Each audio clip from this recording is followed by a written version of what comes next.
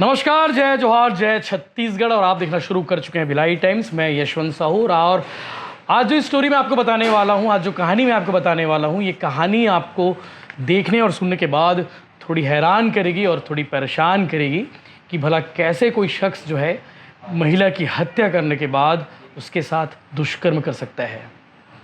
सोच के ही आपके मन में हैरानी हो रही होगी।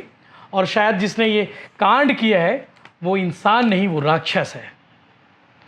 सोचिए, जिस महिला की उसके ऊपर उसकी नीयत गढ़ने के बाद उसने दुष्कर्म का प्रयास किया, महिला के साथ दुष्कर्म नहीं कर पाया जिंदा रहते हुए, तो उसने पत्थर से उसका सिर कुचलकर मार दिया। और मारने के बाद उसे 50 मीटर दूर ले जाकर झाड़ियों में दुष्कर्म किया।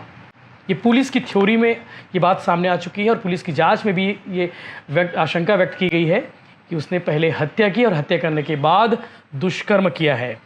ये पूरा मामला जो है सरगुजा जिले के पास सीतापुर थाना क्षेत्र है और सीतापुर थाना क्षेत्र के अंतर्गत उड़ुमकेला एक गांव है।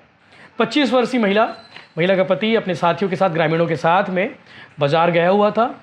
दिन भर नहीं लौटा, शाम को नहीं लौटा, देर रात हो गई बारिश होने की वजह से। महिला अपने पति का इंतज़ार करते करते थक गई थी। वो पड़ोस में चली गई और पड़ोस में कुछ लोग इकट्ठा हुए थे पहले से। ये वो लोग थे, उनमें से एक शख्स ऐसा था, आपको नाम बता देता हूँ, रघु मांझी। ये वही हैवान, ये वही आरोपी है जिसने अपने पिता की हत्या करने के बाद जेल में था और 3 महीने पहले ही जमानत से बाहर आया था। इसकी हैवानियत देखिए, उस महिला पर उसकी नज़र गई, उसका ईमान डोला और ईमान डोलने के बाद वो आखिरी तक उस महिला पर नज़रें टिकाए हुआ था कि वो मन में ठान लिया था कि उस महिला के साथ दुष्कर्म करेगा। ये भी सोच लिया होगा उसने कि जीते जी ने कम से कम मारने के बाद उसके साथ दुष्कर्म करेगा। जब स्टोरी मेरे पास आई तो मैं हैरान हुआ कि यार ऐसे भी लोग हैं जो शव के साथ दुष्कर्म करने के लिए भी मजबूर है। ये हैवानियत है और इसे आप इंसान ना, राक्षस ही कहिए।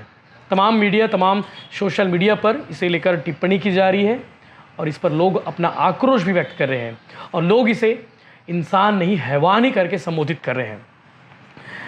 रघु मांझी अपने दोस्तों के साथ उस घर में शराब पी रहा था। उस घर में वो महिला भी आई थी और उस महिला पर उसकी नज़र टिकी हुई थी। और ये भी कहा जा रहा है कि उस महिला को भी शराब पीने के लिए बिठाया था। और महिला का पति जो है रात तक घर नहीं आया, तो मधु जो मांझी है, रघु मांझी, माफ़ कीजिएगा, रघु मांझी ये कहने लगा कि मैं चलो तुमको घर छोड़ देता हूँ। लेकिन महिला बात नहीं मानी। महिला अकेले घर जाने के लिए निकल पड़ी थी, बाड़ी की ओर गई और पीछे पीछे पहुँच गया रघु मांझी। 40 वर्ष इसकी आयु है। और रघु मांझी पहले उसे अपनी बातों में आकर्षित करने का प्रयास किया, उसे अप्रोच किया, लेकिन जब महिला बात नहीं मानी तो उसे धक्का मारकर ज़मीन पर गिराया। गिराने के बाद उसके सिर पर पत्थर कुचल दिया और पत्थर से कुचलने के बाद जो है उसके साथ वो वही किया जिससे पहले सोच चुका था जब महिला को देखा था। उसने महिला के साथ दुष्कर्म किया। पुलिस की थ्योरी में बातें सामने आई हैं।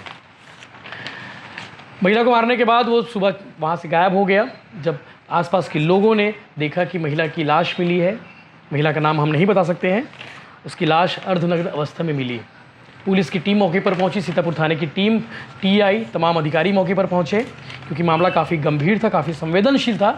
एक महिला का अर्धनग्न शव मिलना अपने आप में हैरान करने वाला था। पुलिस की टीम जांच करती है और जांच में ये जुटती है कि आखिर रात में महिला अपने घर से बाहर कहाँ गई थी। पता चलता कि पड़ोसी के यहाँ गई थी, जहाँ कुछ लोग पहले से इकट्ठा हुए थे। उन लोगों को पूछताछ के लिए बुलाया गया, उन संदेहियों को पूछताछ के लिए बुलाया गया। उनमें एक आरोपी जिसके ऊपर पुलिस को ज़्यादा शक था, रघु मांझी, जो 3 महीने पहले ही अपने पिता की हत्या के आरोप में जेल से बाहर आया था जमानत में। उसके अलावा उसके ऊपर कई सारे अपराध और भी दर्ज हैं। उससे भी कड़ाई से पूछताछ की गई, बाकी लोगों से पूछताछ की गई, लेकिन बाकी लोगों को छोड़ दिया गया। रघु मांझी पर पुलिस को शक हुआ था और रघु मांझी से जब पुलिस ने सख्ती से पूछताछ की तो रघु मांझी टूट गया और उसने पूरी बात कबूल की और उसने अपना जुर्म कबूल किया और उसने पूरी कहानी बताई कि रात में क्या क्या हुआ था। शराब के नशे में उसने महिला के साथ में दुष्कर्म करने का प्रयास किया, लेकिन महिला से दुष्कर्म नहीं कर पाया तो उसने उसकी हत्या की। हत्या करने के बाद उसके शव के साथ उसने दुष्कर्म किया। सोचिए उसके मन में क्या चल रहा होगा, उस हैवान के मन में। पुलिस ने उससे पूछताछ में उसने वो पूरी बात को कबूल किया और उसके बाद जो है पुलिस ने मौके से उसके खून से सना हुआ शर्ट भी बरामद किया, जिस शर्ट को वो घर पर छुपाया हुआ था। आप आगे सुनिएगा इस विषय पर एडिशनल एसपी सरगुजा के अनमोल सिंह ढिल्लो क्या कह रहे हैं। ये हैरान करने वाली कहानी है, परेशान करने वाली कहानी है और ये विकृत मानसिकता वाले लोगों की कहानी है। किस तरह से लोग जो है समाज में मौजूद थे आपके आसपास, हमारे आसपास, ये आप खुद ही सोचिए। जय हिंद, जय जोहार। सीतापुर पुलिस को कल सूचना मिली कि एक खेत में जो है महिला की लाश पड़ी हुई है। तत्पश्चात सीतापुर पुलिस और वरिष्ठ पुलिस अधिकारी द्वारा जा करके वहाँ पे घटनास्थल पर जा करके देखे। इस संबंध में मृतक मृतिका के जो सिर में थे वो चोट के निशान थे और ऐसा प्रतीत हो रहा था कि उसके साथ में दुष्कर्म भी किया गया है। तत्पश्चात एफएसएल के अधिकारी और वरिष्ठ पुलिस अधिकारी वहाँ घटनास्थल पर जा करके देखे। महिला की पहचान शिनाख्त के बाद में वहाँ पर मर्ग कायम किया गया। मर्ग कायम करने के बाद में एफआईआर कायम किया गया।